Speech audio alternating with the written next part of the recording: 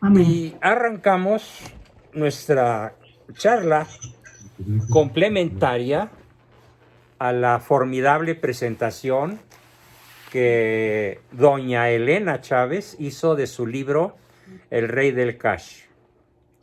Como ella es la exesposa de César Yáñez, y César Yáñez sigue siendo, aunque ya no tanto como durante los 18 años a los que se refiere Elena.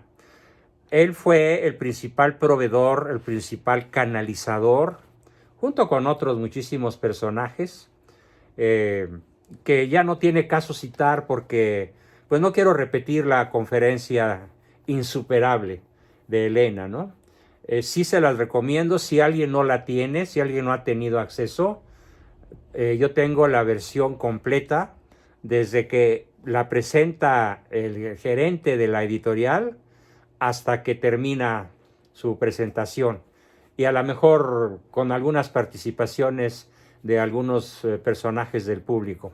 Por cierto, a mí me reconocieron muchas personas y empezaron a corear fuerte que hablara yo, que yo le preguntara, pero ya no hubo tiempo porque se la estaba jugando este señor Taboada, el presidente municipal de la delegación Benito Juárez. Se la jugó durísimo. Incluso envió 4 monotes así fornidos de 2 metros, armados, a guardar la entrada. A mí me expulgaron hasta... ¿Qué es eso que trae ahí? Pues mi bolsa renal. Ah, entonces está usted enfermo. Sí, pásele, pásele. Ya me dieron un trato medio preferencial, ¿no? Pero sí, nadie entraba sin que fuera seguridad tipo aeropuerto. Y así debió ser, ¿sí? Entonces sí quiero referir lo que yo vi, aunque no lo que ella dijo.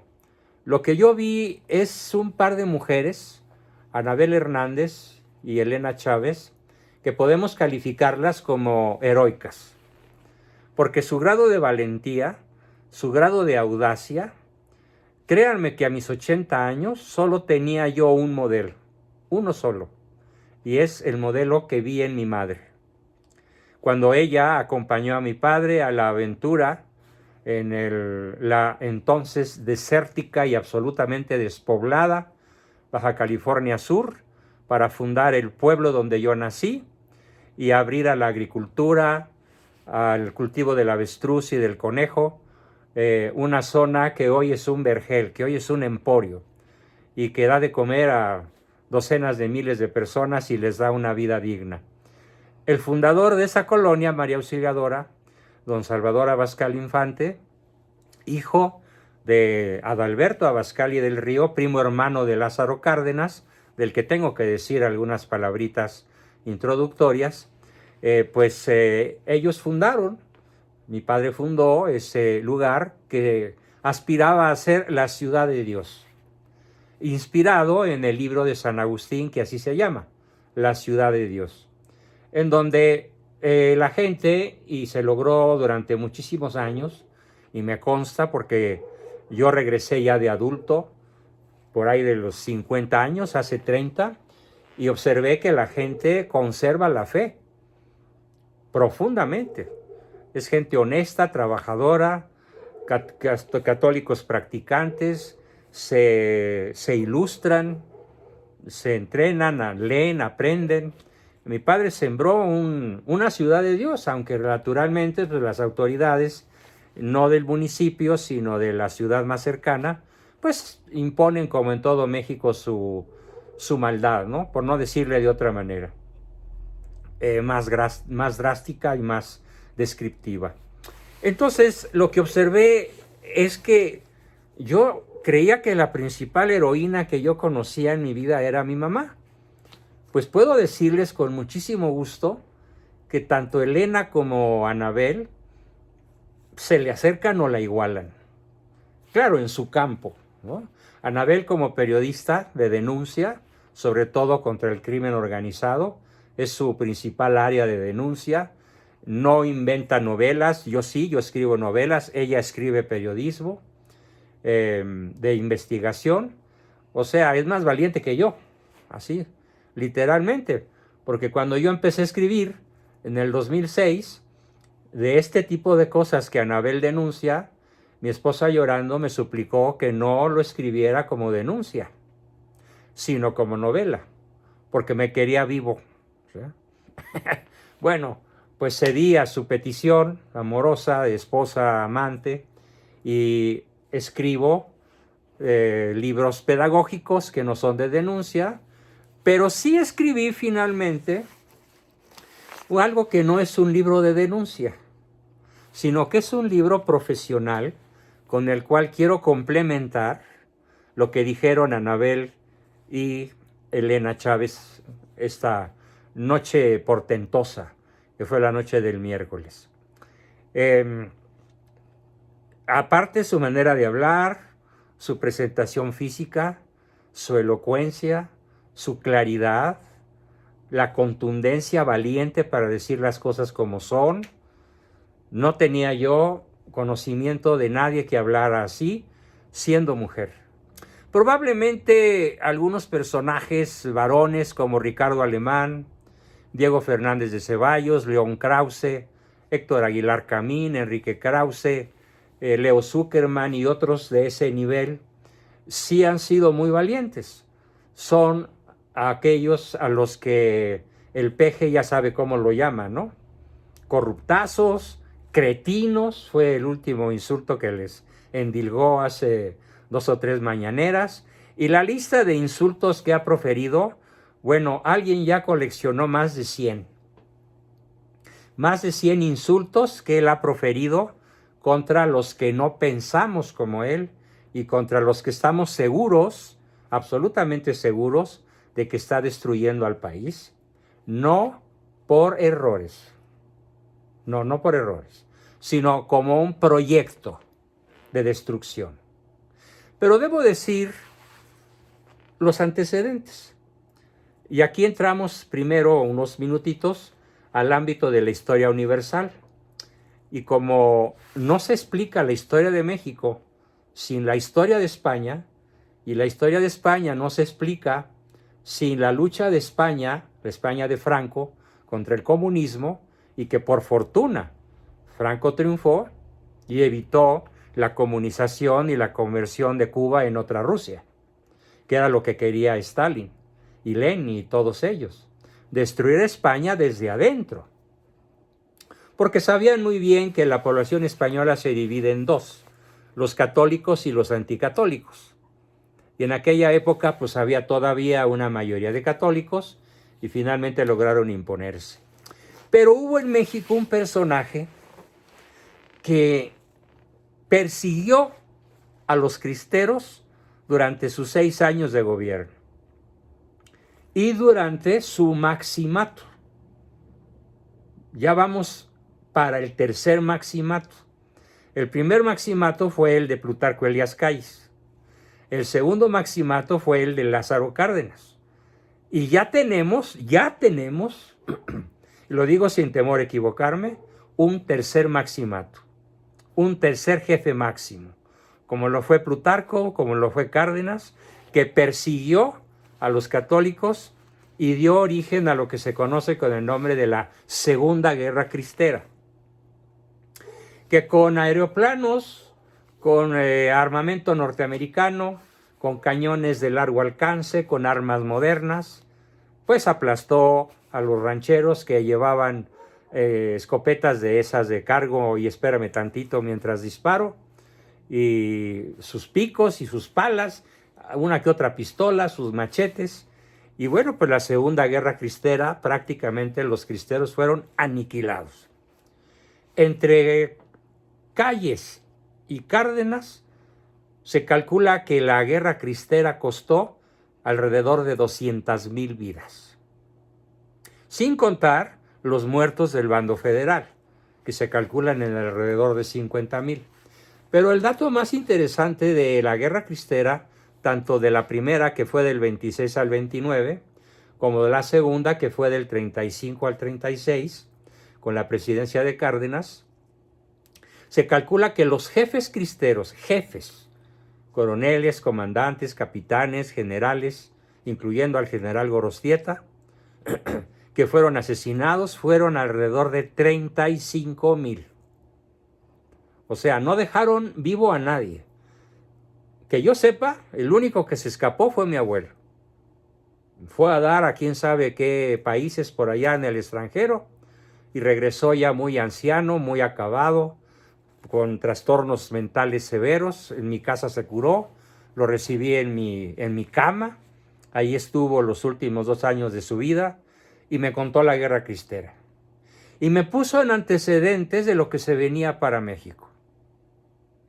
Él me dijo, teniendo yo 9 años apenas, Lázaro Cárdenas sentó las bases para la destrucción de la industria petrolera. ¿Qué cree la gente?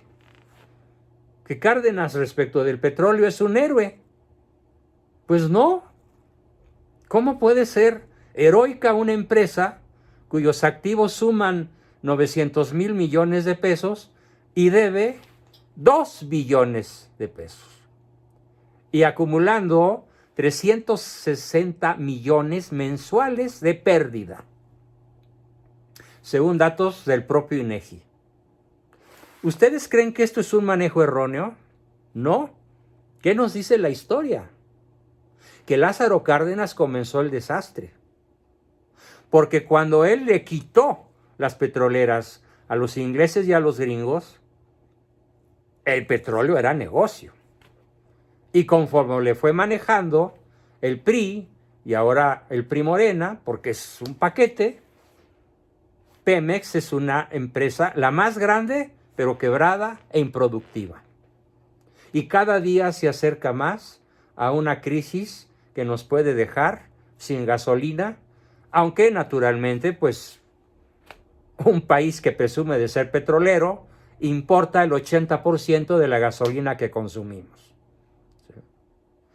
Bueno, la única chiripada que le salió al Pejelopochtli fue comprar una parte de la refinería Deer Park. Bueno, pues porque de cualquier manera ellos mismos necesitan gasolina, ¿no? Y allá sí se produce.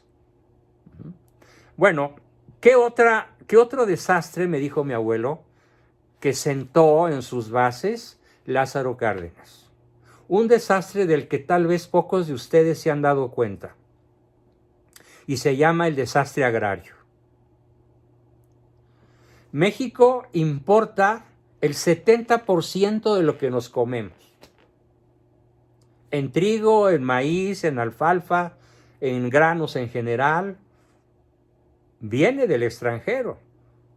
Viene de Argentina, viene de Ucrania, aunque desde febrero no. Han salido algunos barcos de Ucrania, pero no han venido a México, han ido al África para evitar la hambruna en África. ¿Sí? Pero el desastre agrario mexicano es probablemente una de las cosas más brutales que nos ha sucedido. ¿Cómo sentó Lázaro Cárdenas las bases del desastre agrario? Muy sencillo, con la Secretaría de la Reforma Agraria. ¿A qué se dedicó esta miserable, maldita y diabólica secretaría? A repartir el país en pequeñas parcelas que al ser tan pequeñas son improductivas.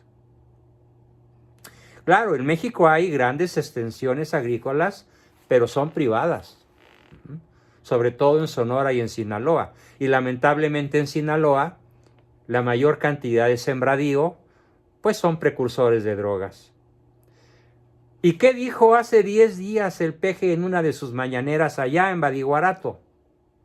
Dijo que estaba muy molesto, muy indignado, porque el fentanilo que no se produce en México les está quitando a los agricultores de Sinaloa y Sonora y del sur de México, donde también se cultivan los precursores para todo tipo de drogas, están perdiendo. Y dijo literalmente, pobrecitos, ¿de qué van a vivir? Porque ya no venden tanta marihuana y tanta cocaína y tantas metanfetaminas, porque la droga que se puso de moda en los Estados Unidos es el fentanilo, y el fentanilo no se produce en México. Entonces les dijo a los agricultores que ya no venden tanta marihuana porque California tiene la suya y además California optó por el fentanilo en sus clases consumidoras, que son millones de chavos. ¿Sí? Ay, pobrecitos, ¿de qué van a vivir ustedes? ¿Cómo los compadezco? ¡Qué barbaridad, qué pena! ¿Sí? Palabras más, palabras menos, eso fue lo que dijo. Entonces quiero que se hagan muy conscientes de que el desastre agrario requeriría varias conferencias de mi parte, explicativas. Por fortuna mi padre escribió suficientemente, ampliamente sobre el desastre agrario, y basta con que yo tome el libro que él escribió sobre el tema para que les diera una serie de sesiones que a lo mejor nos harían llorar. ¿Sí? ¿Y qué motivó finalmente el desastre agrario? Pues que alrededor de 40 millones de mexicanos abandonaron el país desde 1940 y empezaron a irse. Primero se llamaba los mojados, ¿eh? Después se les llamó los braceros, cuando el gobierno norteamericano decidió emplear a algunos de ellos, sobre todo en Florida, para recolectar naranja. Y bueno, pues ahora son los que huyen de este país por montones, por miles. Y se pasan como pueden. Y bueno, todos los gobiernos, y probablemente el de Trump más que ningún otro, ejerciendo un derecho que hay que reconocerle, como el derecho que tiene un padre de familia de salvaguardar su casa de que no entre cualquiera. Porque junto con los honestos que van a buscar trabajo a la Unión Americana, pues pasan los narcotraficantes, los terroristas, los delincuentes y los rateros de la esquina, que van a medrar literalmente en un país que ahora sí que por permisión divina, pues es el más próspero de la tierra todavía. Bien, ese es entonces la migración. Fue calculada para que México no tenga la potencia demográfica que hubiera tenido de haber tenido una empresa petrolera boyante, como cualquier otra empresa en el mundo, rusa, sueca, holandesa, inglesa, todas son productivas, excepto Pemex. Y el desastre agrario que produce la migración, y la pobreza del campo y la necesidad de importar hasta las tortillas. Bueno, no en forma de tortillas, porque aquí las hacemos, pero sí el maíz. Es el colmo del ridículo, es el colmo de la vergüenza. ¿Y qué otro desastre sentó Cárdenas? Probablemente el que yo denomino el peor de todos: el Estado laico. El Estado laico. ¿De dónde surgen los corruptos del gabinete de Malo? ¿De dónde surgieron los que le ayudaron, docenas de burros, de mulas, que le ayudaron desde puestos muy elevados en el ISSSTE, en el IMSS, en Pemex, en las dependencias gubernamentales del Distrito Federal sobre todo, en el gobierno de la Ciudad de México, a juntar? No lo dijo en público Elena, pero yo le pregunté, ¿tienes un cálculo de cuánto logró reunir? Y me dijo, a ti sí te lo puedo decir, $500 millón de pesos. 500,000 millones en efectivo a lo largo de 18 años. Imagínense para qué sirven en este país 500,000 millones de pesos. Pero además, lo que decía yo hace un rato, ¿cuál fue la última frase que Elena nos dijo? Y que a todos nos paró los pelos de punta, porque entendimos su mensaje oculto, su mensaje por debajito del agua. Terminó diciendo, y para otro libro que estoy preparando, les platicaré de la otra forma mediante la cual el rey del cash consiguió más cash que de la manera que hoy les conté. ¿Cuál es esa otra manera? Hijo, no fue el único modo mediante el cual él reunió montañas de dinero en efectivo. Hay otra, pero ya hablaremos de eso en la presentación de mi próximo libro. Mario Gallardo Mendolea me dijo que muy probablemente el nombre del segundo tomo se llame El Rey del Narco. Pero el rey del narco es López Obrador. Es el que maneja las rutas. Y es el que coloca gobernadores. De los 20 gobernadores que son de Morena en estos momentos, casi todos fueron financiados en sus campañas con dinero sucio, proveniente del narco, del crimen organizado. De eso nos va a platicar Elena, no sé si en unos meses o en un par de años. Ella dice que está haciendo un segundo libro muy bien documentado, para que no le digan nadie, ni de la derecha, ni de la izquierda, ni del centro, que no documentó. Ya no va a escribir un libro testimonial como el primero, El Rey del Cash. Está escribiendo un libro documentado sobre lo que ya contó de manera testimonial y sobre lo que no contó en su primer libro. Ahora, el grueso de esta sesión no me las quiero dar de profeta, porque no lo soy, pero soy psicólogo. Y los psicólogos aprendemos desde el primer año de facultad que la psicología es una ciencia predictiva. Entonces, mi mayor capacidad profesional es predecir. Conociendo la infancia de alguien, puedo predecir, si no la modifica, un golpe de timón severo, poderoso, firme, virtuoso, cómo va a ser su adolescencia. Y si me aprietan un poco más, ¿cómo va a ser su edad adulta? Y si me aprietan un poquito más, también puedo decir cómo va a morir. ¿Por qué? Porque la psicología tiene muchísimas herramientas que se llaman pruebas proyectivas, pruebas psicométricas, pruebas de frases incompletas, observación de la biografía. Voy a poner un ejemplo analógico de lo que se hace en geometría. Por ejemplo, en geometría, si tú empiezas a dibujar una línea así, dime a dónde va a caer. Al abismo. ¿Sí? Igual que decían los artilleros de Napoleón. Si disparamos una bala con un cañón parado a 45 grados, podemos calcular perfectamente bien a dónde va a dar el tiro. Bueno, esto ya lo practicaban en el siglo XV los turcos contra el actual Estambul. ¿Sí? Entonces Constantinopla. Calculando la trayectoria de la bala, se sabe dónde va a caer. Bueno, pues así es la vida humana. Calculando la trayectoria de la bala humana, se sabe cómo se va a comportar cuando sea presidente. O cuando sea un padre de familia, o cuando sea un director de empresa, o cuando sea un político famoso, o cuando sea un artista. Por ejemplo, psicólogos de la época predijeron que Tchaikovsky se iba a suicidar y se suicidó. Predijeron que Van Gogh igual se iba a suicidar y se suicidó.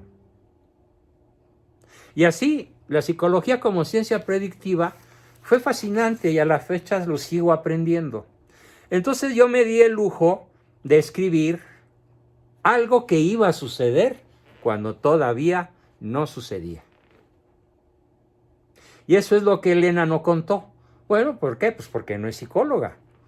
Mis respetos para lo que escribió y lo que nos dio a conocer, que yo no lo sabía.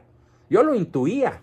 Pero eso, como ella lo contó y del tamaño que ella lo contó, no lo pude prever. Solo un testigo interno lo pudo develar. Bueno, ¿y qué fue lo que preví? El 1 de julio del 2018. Escribí un documento que ya tenía meses preparando. ¿Qué escribí en ese documento?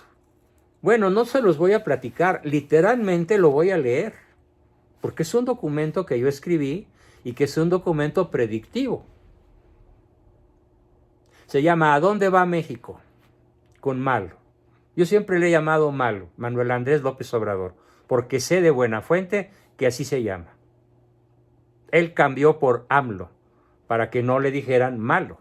Qué feo se veía, ¿no?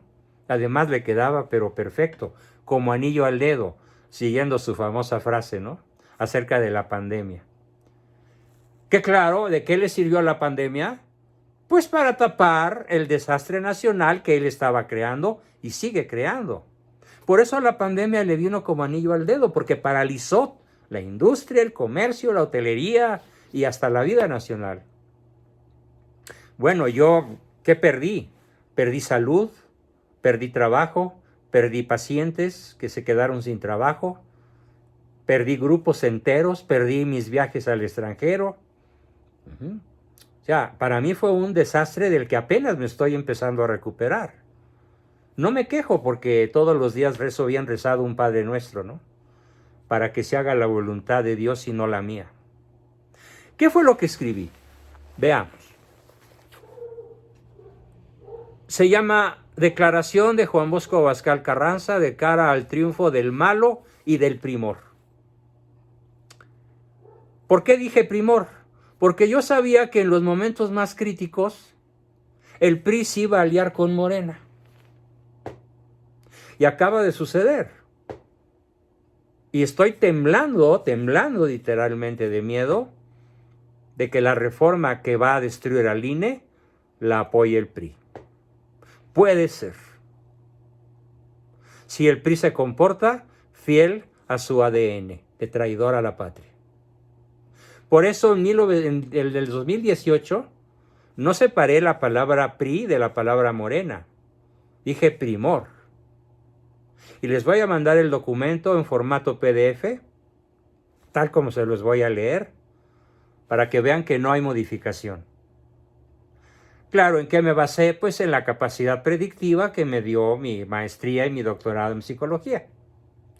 Bueno, haciéndome eco de las palabras del padre Andrés López, un gran amigo mío sacerdote, e inspirado por su valentía, me atreví a escribir este documento.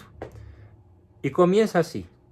El 1 de julio del 2018 es un día trágicamente histórico para México, por la victoria masónica y contra natura del malo y sus hordas, llenas de criminales, ladrones de cuello blanco y líderes de la ideología de género. Ante este brutal acontecimiento, que yo ya veía venir y lo anuncié de repetidas veces en mis redes sociales, es mi deber como católico y como patriota mexicano declarar lo siguiente.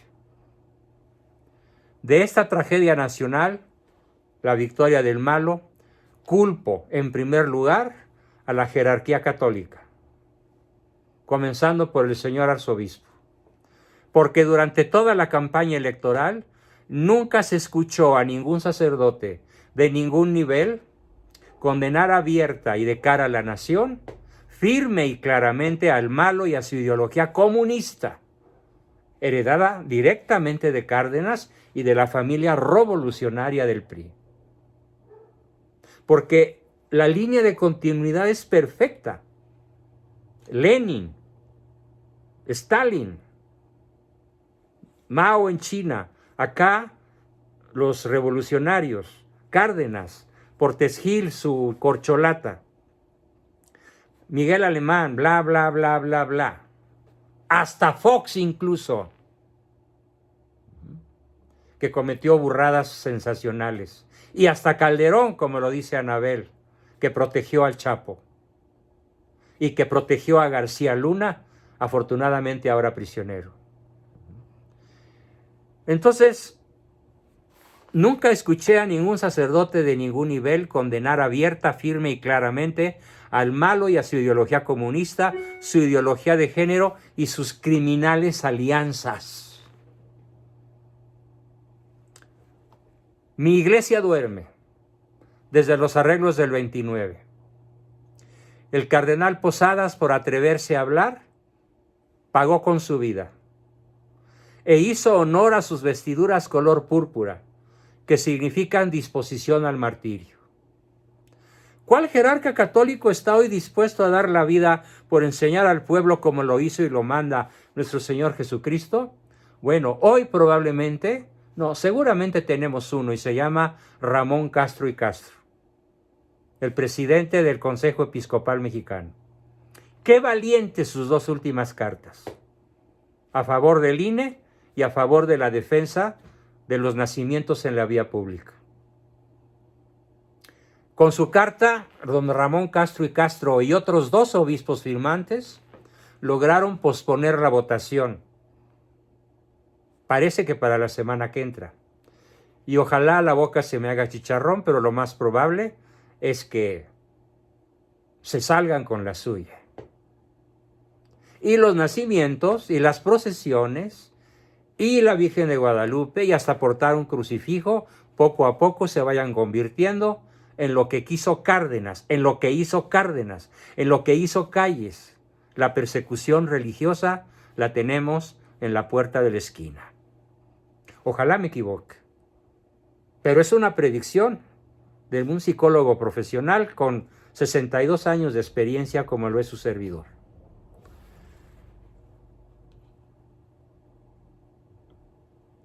Voté por el mal menor Anaya, que nunca se ha declarado abiertamente pro vida. ¡Qué cobarde! ¡Qué cobarde! Y también qué cobarde Margarita Zavala cuando le preguntaron, ¿y qué opina usted de los homosexuales? Y contestó, no tengo ningún problema.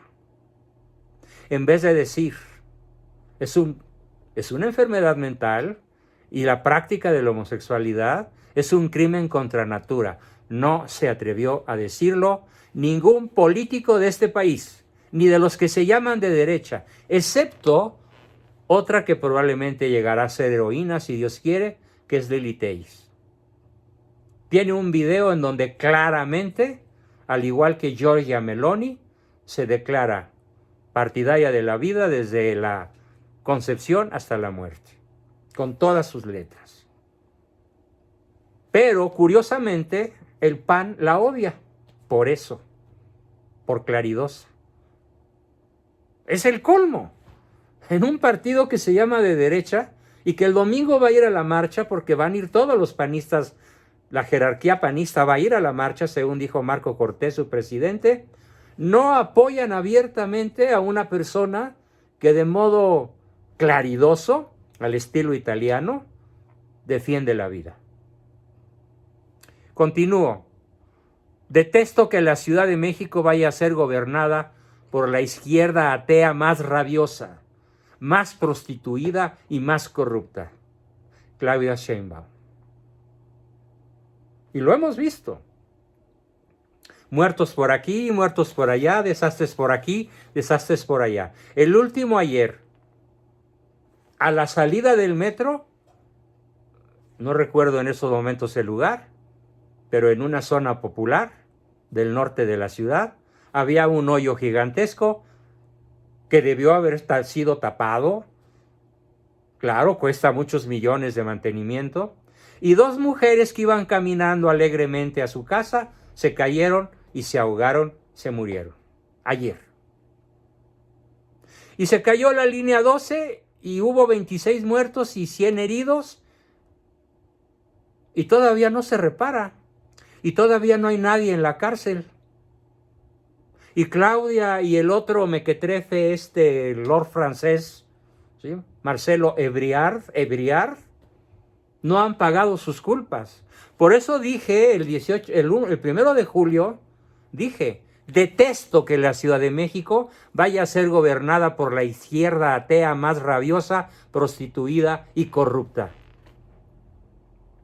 La lista de actos de corrupción, de negligencia intencional, de maldad abierta de la Claudia Sheinbaum es interminable. Lo dije el 1 de julio. Me parece terrible y bestial la propuesta de impunidad para los delincuentes hechas formalmente por el malo. ¿Qué dijo? Ya lo venía diciendo desde antes de la abrazos y no balazos. Y cuando se refiere a los narcotraficantes, ¿qué dice? Se portaron muy bien en las elecciones. Y cuando le presentan los periodistas las masacres en Guanajuato, donde ha habido 30 y tantas masacres en menos de 2 años, se ríe. Ustedes lo han visto reírse. Se ríe sardónicamente, burlonamente, y dice, esos son ataques de la derecha. Eso es para desprestigiarme. ¿Y los muertos? ¿Y las familias que pierden a sus padres, hermanos, esposas, hijos, etcétera? ¿Cuánto le importan a este engendro del Averno? Nada. Es más, se burla de esas muertes. Se ríe con odio satánico. Me parece pues terrible y bestial. Las organizaciones criminales que nos han hecho sangrar como nación, hoy están de fiesta. 200,000 víctimas claman justicia desde sus tumbas o desde sus fosas comunes. Pero hoy los máximos capos festejan desde Palacio Nacional. Malo no tiene ninguna autoridad moral, punto 6, ni para gobernar, ni para hablar de corrupción, cuando él mismo y su partido están llenos de ese azote apocalíptico. Yo todavía no sabía, ni nadie sabía, que iba a ser lo de Dos Bocas, a base de corrupción y de ineptitud intencional.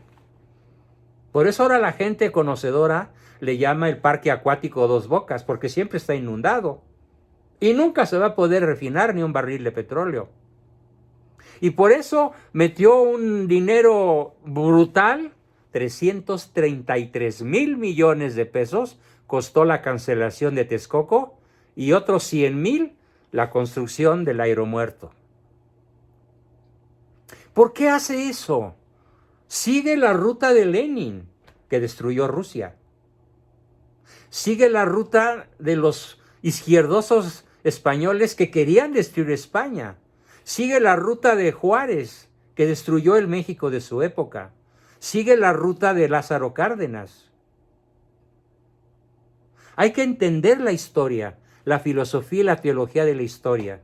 Tenemos un personaje apocalíptico, el demonio anda suelto, y tenemos que combatirlo por todos los medios a nuestro alcance. Sus oligofrénicas, por si alguien no sabe qué significa oligofrénico, significa en pocas palabras, en mexicano, pendejo, ¿sí? Para que se entienda de una vez. Perdón por decir oligofrénico, pero se me salió de la panza, ¿no? Sus oligofrénicas y superficiales propuestas no tienen visión, ni ciencia, ni inteligencia, o al menos son absolutamente carentes de firmeza y claridad.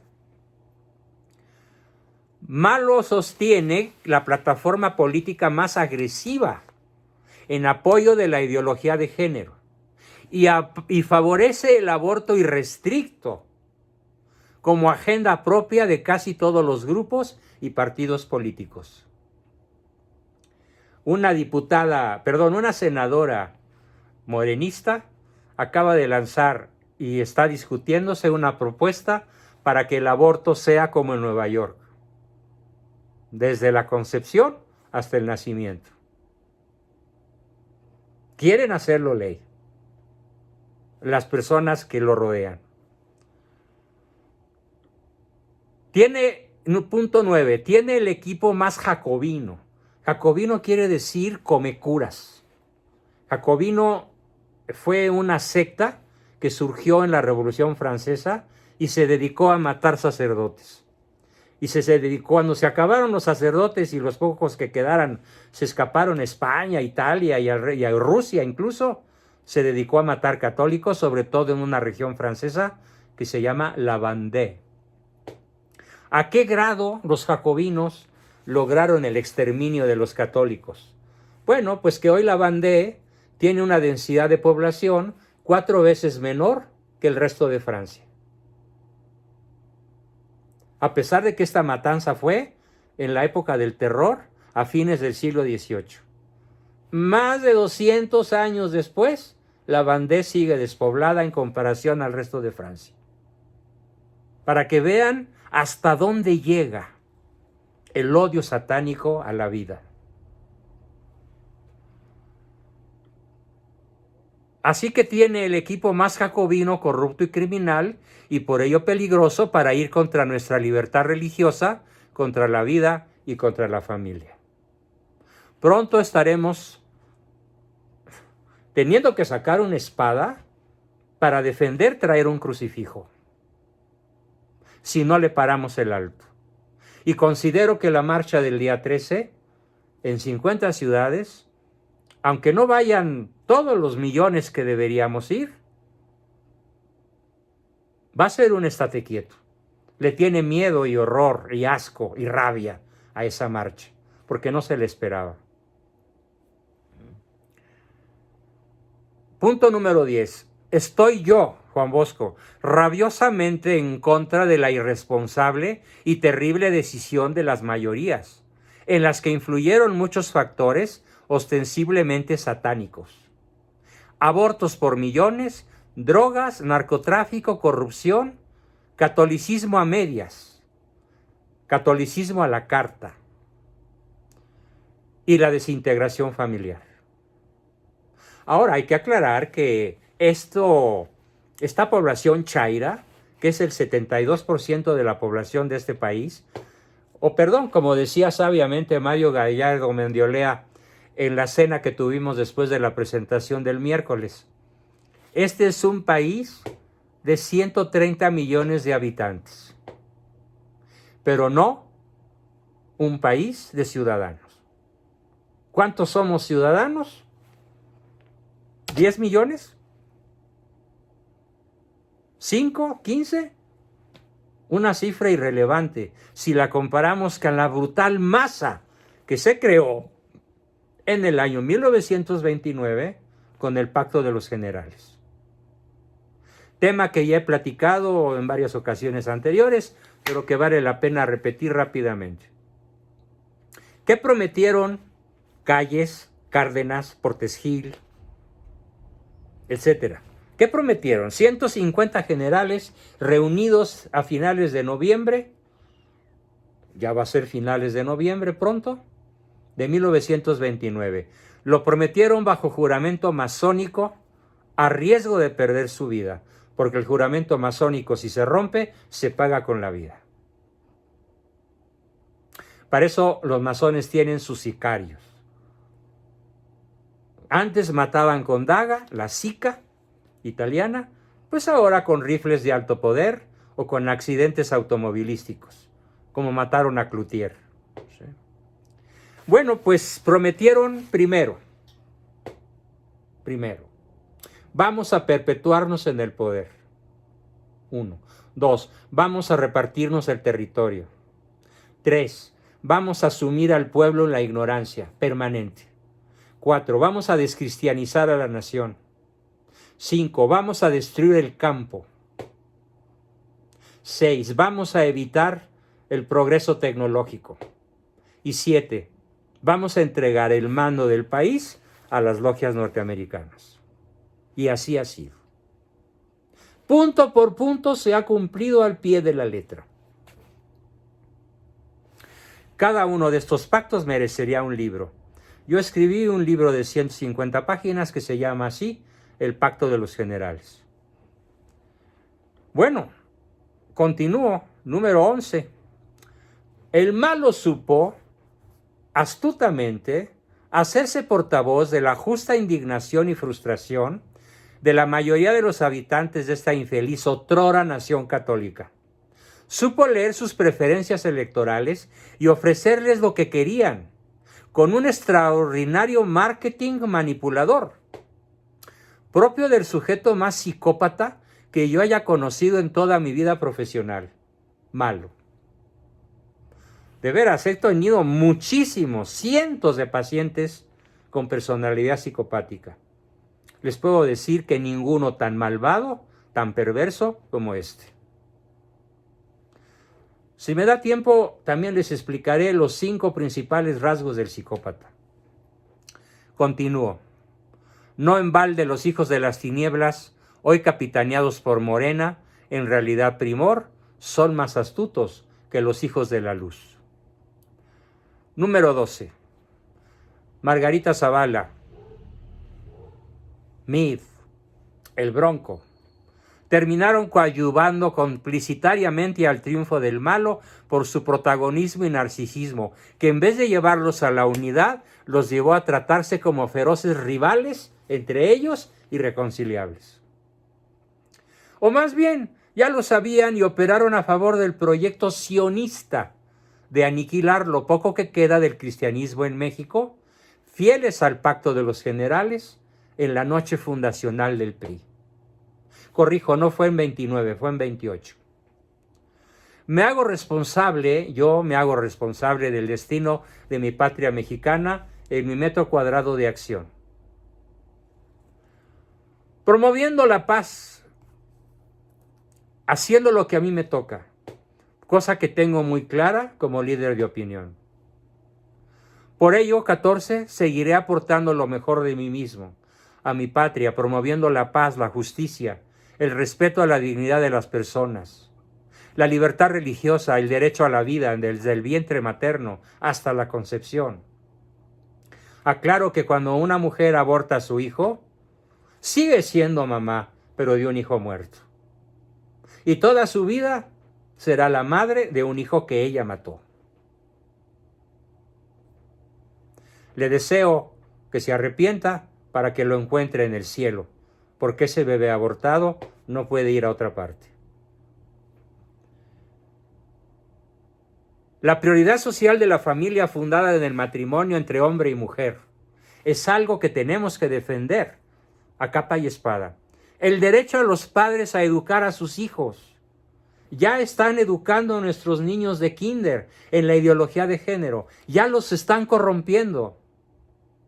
¿Qué hacemos para evitarlo?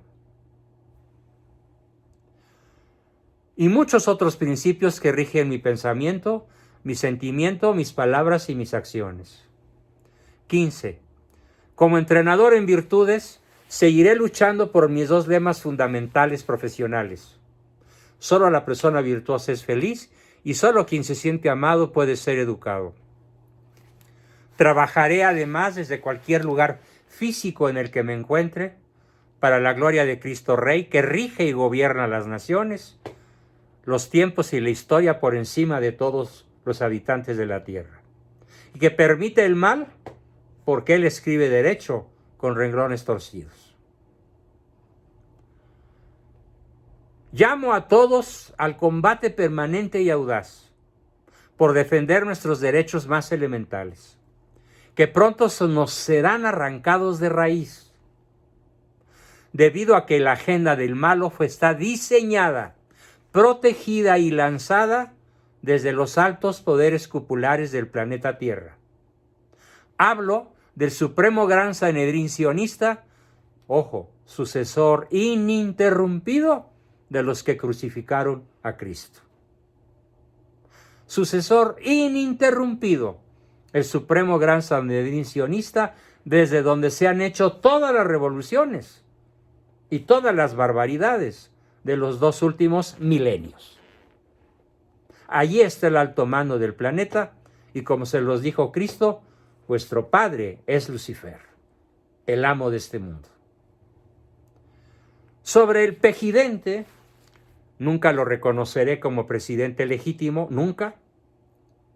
¿Por qué? Porque el voto fue amañado. ¿Cómo? Con la ignorancia de los votantes.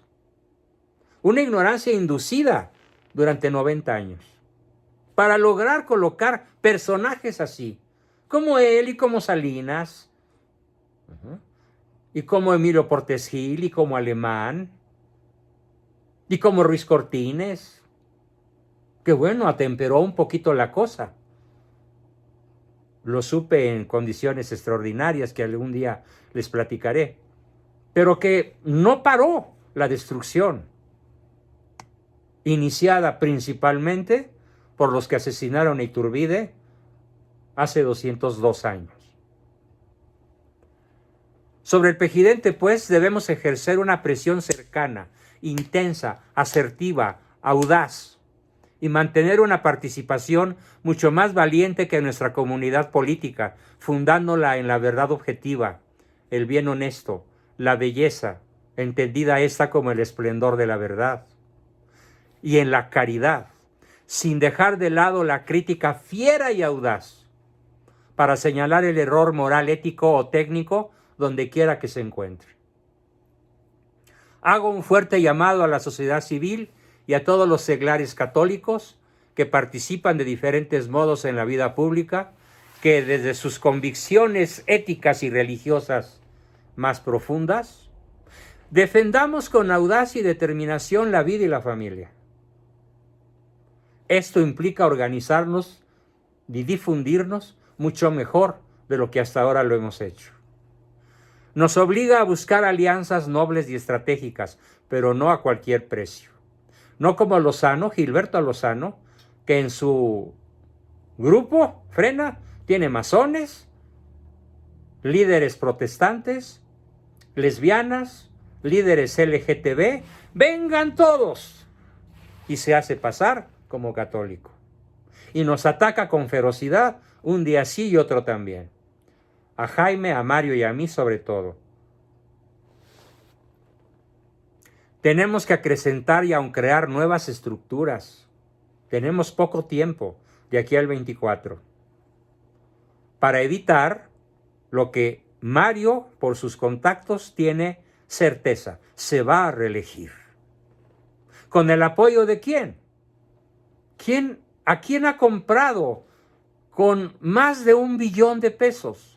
Al ejército, a los generales, al secretario de la defensa, al primero y al segundo mando, y a los generales 3 estrellas, y hasta los soldados rasos, porque hasta ellos reciben las dádivas del dinero que les quitó a los niños con cáncer, a las mujeres, a los enfermos que van al ISSSTE y no encuentran medicinas, o al IMSS, al Importa Madre su Salud, que así se llama realmente.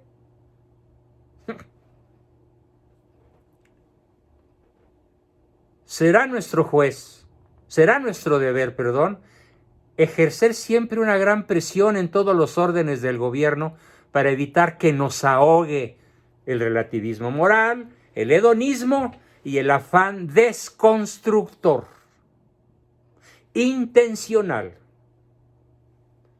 de aquellos quienes hoy trágicamente se han constituido artera y mafiosamente como autoridad legal. Que no legítima, aunque sí legal. Ellos, PRI, PRD, Morena y los traidores del PAN, que son casi todos, solo han visto siempre por sus intereses particulares e ideológicos, y por ello vemos en el futuro inmediato la tiránica imposición de leyes injustas, inhumanas y de políticas inicuas y perversas contra natura y contra Dios.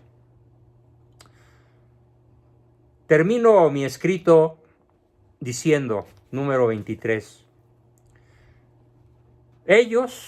mi oración para este momento y los que siguen, invadidos por las tinieblas, es esta: Virgen de Guadalupe, salva nuestra patria y sostén nuestra fe católica, apostólica y romana. Bien, pues este fue mi escrito de 23 puntos, que es una predicción en el 2018 de cómo iba a ser, y a ustedes les consta que así ha sido, y no me alegra haber acertado. Me parte el alma, me llena de lágrimas que intento contener. Bien, pues hasta aquí mi presentación del día de hoy, y espero como siempre sus comentarios,